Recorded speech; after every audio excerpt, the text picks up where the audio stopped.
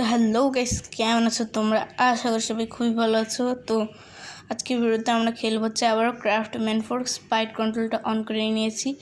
তো তোমরা আগের ভিডিওতে জানো যে আমার ওয়ার্ল্ড ডিলিট হয়ে গিয়েছিল সব, তাই নতুন একটা শুরু করলাম, মানে নতুন একটা সার্ভাইভাল সিরিজে শুরু করলাম। আর তোমরা যদি বলো যে আমি কেন আমার সোয়েটারটা পরিনি, গরমে কাউকে দেখেছো সোয়েটার পরতে? কে বলে যে গরম গেমের ভিতর গরম লাগে না?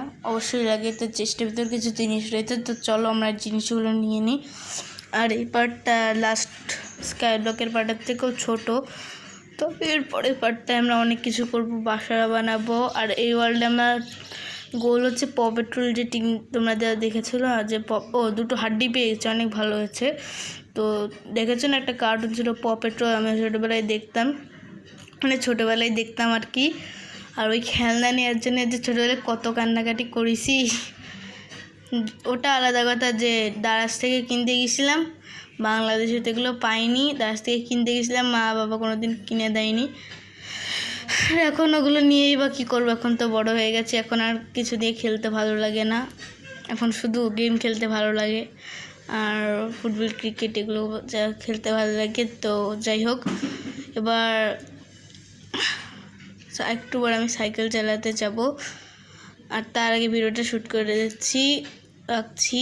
তো ওখানে দেখো একটা ডগি রয়েছে, এই ডগি খাবি? দেখো আমি একে দুটো হাড্ডি কিন্তু খাইছি, কিন্তু আমার টেম হলো না। আর আরও 3টে হাড্ডি নিয়ে চলে আসছি। এবার ভাই তুই কি এবার টেম হবি? আর ওই ডগিটা কোথায়?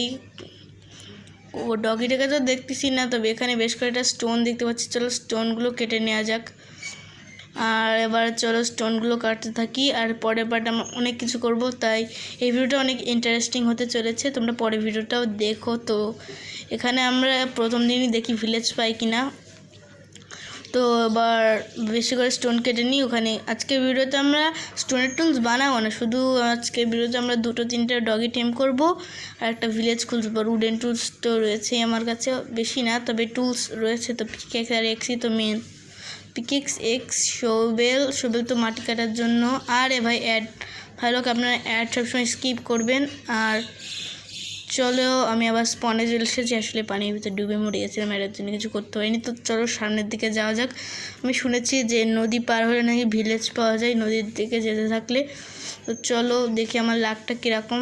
তো আমি একটা জিনিস করতে ভুলে গিয়েছিলাম, ওটা হচ্ছে আউটলাইন সিলেকশন আর কিপ ইনভেন্টরি ট্রু। তো দুটোই করে ফেলেছি। এখন আমি মরে গেলেও আমার জিনিসপত্রও যাবে না, আর আমার একটা আউটলাইন দেখাবে, যেটা আগে দেখাতো না। তোমরা কি জানতে চাও যে ক্রাফটম্যান ফোরের কিছু বেস্ট সেটিং? তাহলে আমাকে কমেন্টে জানাও, তাহলে আমি এগুলো নিয়ে একটা ভিডিও বানাবো যে ক্রাফটম্যান ফোরের বেস্ট সেটিং। আর এর ভিতরে আমি ভিলেজ পেয়ে গিয়েছি, দেখতেই পাচ্ছ। এই ওয়ার্ল্ডটায়ও আমার ভাগ্যটা ভালো। তো চলো ভিলেজটাকে লুট করে নেওয়া যাক। আর এখানে আমি ওইগুলোকে খুঁজতেছি যে চোখে কীরকম একটা কালো রঙের চশমা টাইপ পরে থাকে, ওই যে দেখতে পাচ্ছি ফার্নেস, তারপর লাভা টাভা থাকে, এইসব ওয়েলটন স্মিথ না ব্ল্যাক স্মিথ।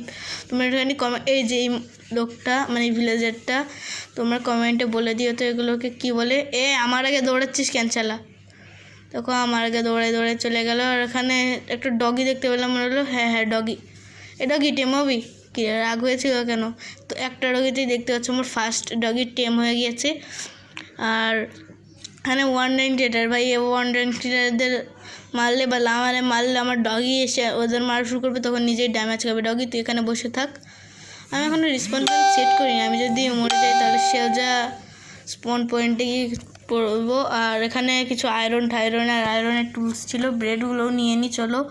আর অনেকগুলো টর্চ আর কিছু ওকে স্যাপলিং রয়েছে। আর উল্টোলটা আজের জন্য সরি, উল্টোলটা। আরে ভাই ঢুকে যাচ্ছিস, লামাগুলো কি ঢুকতে পারবে? আহারে বেচারা লামা, তোরা যার জন্যে কাজ করিস সে তোদের ভালোবাসে না, আহারে। তো এবার চলো ডগিটাকে নিয়ে যা, সামনে একটা ডগি মনে হলো, টেম করবো, এদিকে আসতেছে বেচারা, চলো টেম করেই নেওয়া যাক। কী রে ভাই তুই টেম হলি না? ওর কাছে আরও হাড্ডি রয়েছে 13টা। আজকের মতো ভিডিওটুকু এ পর্যন্ত। কি সবাই ভালো থেকো।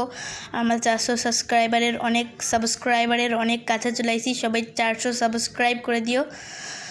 আর আজকের মতো এ পর্যন্ত। কি সবাই ভালো থেকো। আসসালামু আলাইকুম, টাটা, সিউ, বাই বাই।